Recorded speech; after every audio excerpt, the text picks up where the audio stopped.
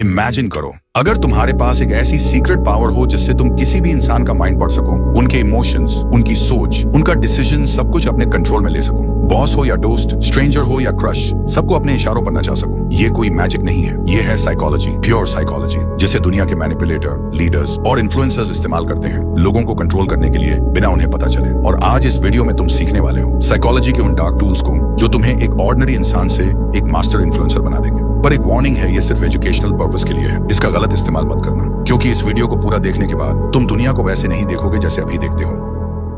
Trick number 5, the revenge trap.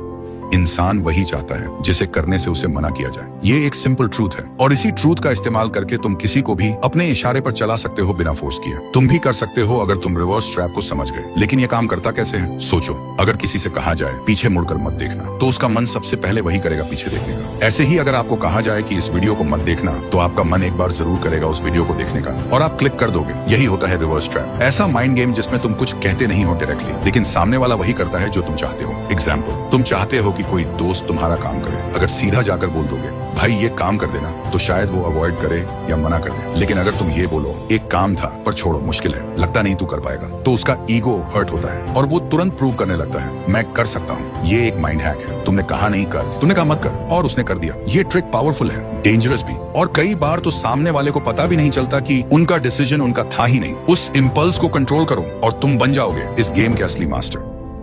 Trick number 4, master of choice. तुम्हें लगता है लोग अपनी मर्जी से फैसला लेते हैं? नहीं, वो सिर्फ वही चूज करते हैं जो उनके सामने रखा जाता है। असली गेम वही जीतता है जो ऑप्शंस डिजाइन करता है। Power is not in forcing people, it's in framing their choice. नहीं समझे? ठीक है, समझाता हूँ। मान लो तुम चाहते हो कि तुम्हारा दोस्त तुम्हारे साथ बाहर चले। अगर तुम सीधा बोल दोगे चल बाहर चलते हैं, तो शायद उसका मन ना हो और वो सीधा मना कर दे। लेकिन अगर तुमने बोला भाई पिज्जा हट चलें या डोमिनोज, तो अब गेम बदल गया। अब उसके पास 2 ऑप्शंस हैं, लेकिन दोनों का रिजल्ट एक ही है। वो तुम्हारे साथ जा रहा है, उसे लगता है कि उसने डिसीजन लिया, लेकिन असली कंट्रोल तो तुम्हारे हाथ में था। यही है मास्टर ऑफ चॉइस बनना। यही टेक्निक बड़े पॉलिटिशियंस इस्तेमाल करते हैं, बड़े ब्रांड्स और मार्केटर्स भी, जैसे बाय 1 गेट 1 या बाय 2 एंड गेट 50% ऑफ। तुम्हें लगता है तुमने बेस्ट चूज किया, लेकिन तुम्हें खरीदना तो दोनों में ही पड़ा। तो याद रखो, लोग कभी भी फुल फ्रीडम नहीं चाहते, वो चाहते हैं कंट्रोल्ड फ्रीडम, जिसमें उनका ईगो सेफ रहे। तुम बस ऑप्शंस को कंट्रोल करो और तुम उनके डिसीजन के भी मालिक बन जाओगे। Trick number 3, the guilty trap.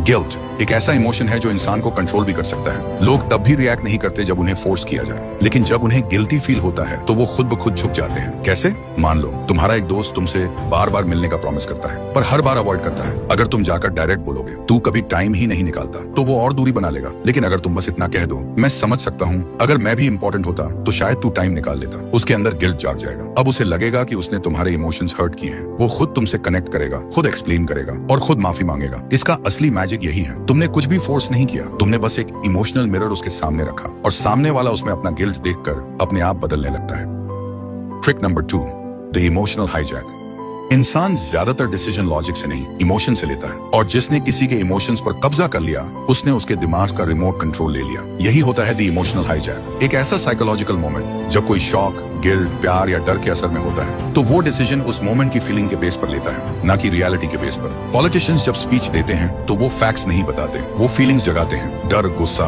या गर्व। और जब तुम उनके इमोशन से जुड़ जाते हो तो तुम्हारा वोट उनके फेवर में चला जाता है। इसे कहते हैं इमोशनल हाईजैक करना। 1 सेकंड के इमोशन में इंसान वो फैसला ले लेता है जिसका रिग्रेट उसे बाद में होता है, लेकिन तब तक गेम खत्म हो चुका होता है। तो अगर तुम्हें किसी का दिमाग कंट्रोल करना है, पहले उसका इमोशन कंट्रोल करो। लोग ये नहीं याद रखते कि किसने उन्हें क्या लॉजिक दिया, वो ये याद रखते हैं कि किसने उन्हें कैसा फील करवाया। Trick number 1, the power of silence.